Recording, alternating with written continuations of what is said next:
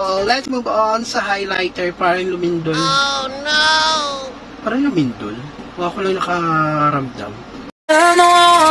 Could you be the one? Shhh!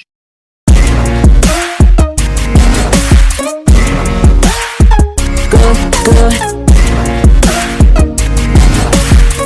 Good, good. Could you be the one? Hi mga besh! It's me, Habito Vlogs, and welcome back again to my YouTube channel!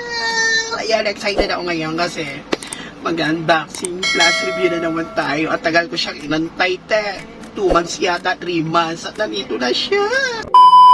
This product from Nars Cosmetic, ayan, the Nars Orgasm on the Beach palette. Cheek palette, on the beach cheek palette. So let's unboxing!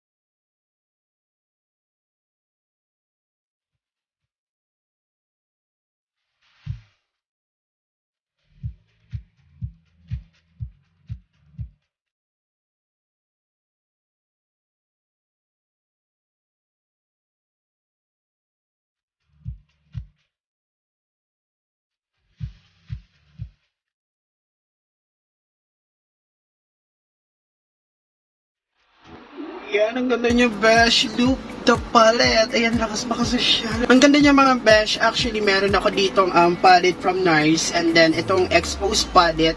And then, puro blush naman siya. Halos same lang. Pero hindi. Magkaiba naman. Look.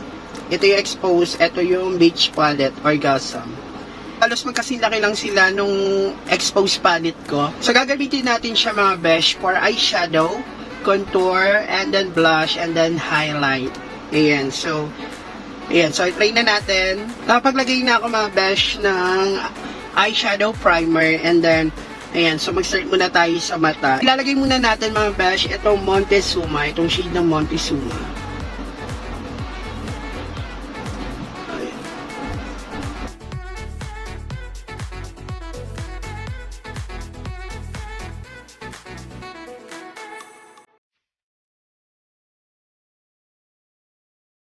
And then, sunod natin for eyeshadow contour, etong si Mandalay. Tama ba, Mandalay? Etong shade ng Mandalay.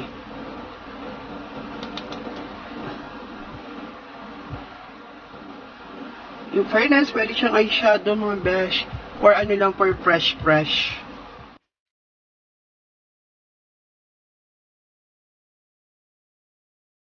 Ayun, ang ganda niya, mga beshi.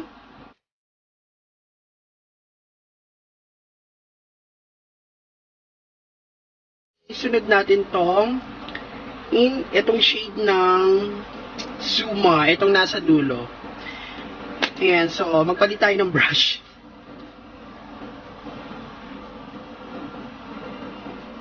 And then dito natin siya lagay.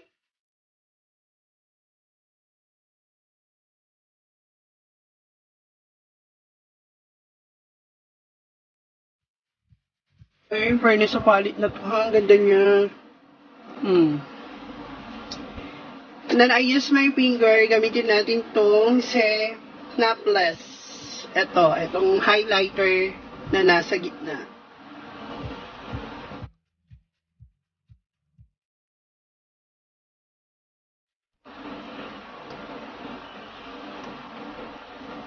Ang fresh nito, oh. Kahit ito lang dala mo sa wedding gig, kunwari mag-makeup ka sa bride, ito lang yung dadalhin mo. Perfect na to.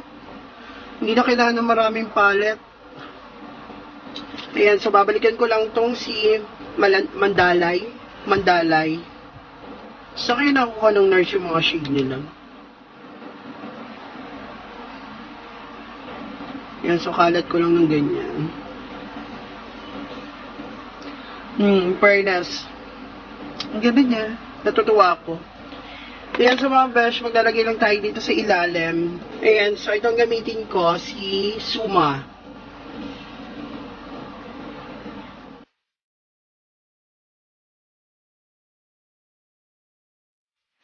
Ayan, o. Mukha na tayong Suma, kabilang buhay.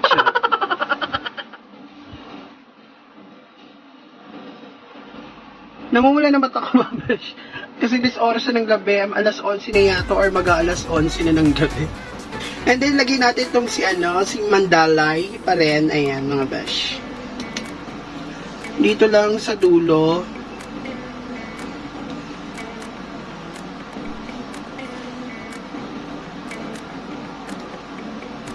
Ayan, parang Billie Eilish na.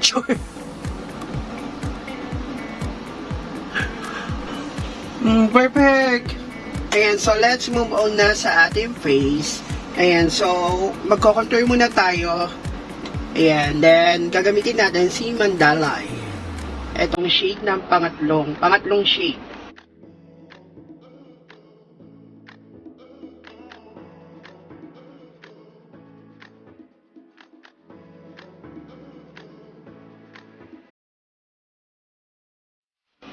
Laban! Yung mga besh. In fairness, walang fall out, Walang fall out yan, laban.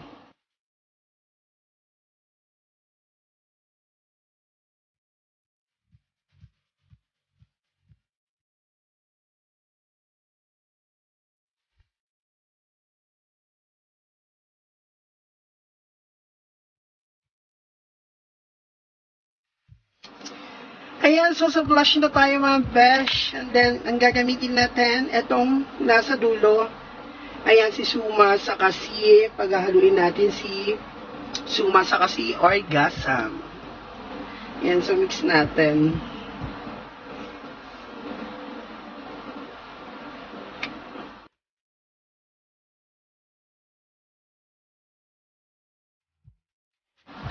Yung brush nyo, sa'yo, hindi nyo makita sa video. Pero ang ganda niya. Ito lang maganda sa mga blush ng Nars. Kahit gaano karami ilagay mo, ang perfect pa rin.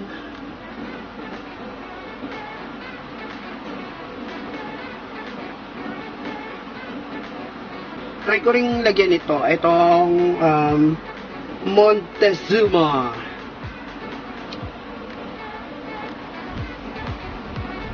Yes, parang nagka-highlight na siya. So, medyo ma-highlight to, unlike dito sa Orgasm. Ayun ang ating blush, fresh lang. Yeah, so, let's move on sa highlighter, parang Lumindol. Oh, no! Parang Lumindol? O ako lang nakaramdam. Baka ako lang nakaramdam sa kasi Chris Aquino. Pero parang Lumindol. Anyway, hindi natin pansinin yun. At least hindi tayo nadaganan na kung ano na siya. At least hindi tayo napahama. So, gamitin nating highlighter itong si Turtle Bay. Itong nasa unahan. Ayun, may fall out siya. Wow!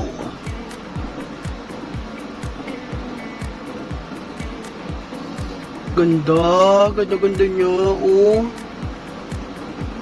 Mas better highlighter nito kaysa dun sa expose ko. Kasi, pansinin nyo, etong Nars expose ko, na ayaw mabukas. Ang hirap buksan ng mga palit ng Nars. Eto, pansinin nyo, siya lang yung halos hindi ko nagagamit. Siya lang yung mas marami panlaman, unlike dun sa iba. Kasi yung highlighter niya, parang may buo-buong glitters.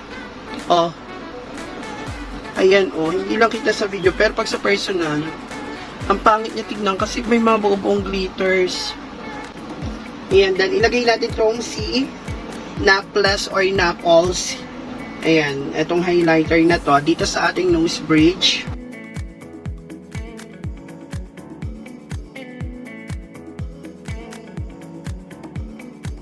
Uy, nagbuka akong ano dito. Ang kinang-kinang. Pero na-emphasize niya lang yung mga pores. Siguro normal lang naman sa highlighter. Yung mga pores ko, look, na-emphasize niya. Pero ang ganda niya. Yan, so lagyan din natin dito sa ating third drop. Uy, ang saya nito. Get ko na siya. Ang lakas baka makinis.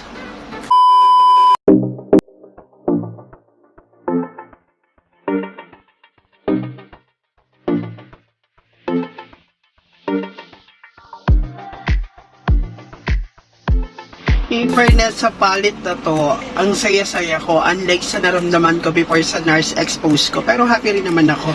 Pero nakakalungkot lang te, hindi pa tumatagal to sa market. Naglabas na naman sila ng panibagong palette. Ayan. Yan, diba? So ano kayo? Opo. Ayan mga besh, ayan ang ating reviews. Ayan, so para sa akin, ang perfect ng palette na to. Ang ganda-ganda niya para sa akin. Ha? And then, sa halagang $60 plus, worth it naman. So, maganda naman yung mga shade. And then, perfect for everyday look, kahit saan look. Ang ganda niya, in fairness, approve sa akin tong palette ng Nars Orgasm Beach palette. Ayan mga besh. If you like this video, don't forget to like, subscribe, and hit the notification bell. Ayan, so para friendship na tayo. See you on my next vlog. Thank you for watching.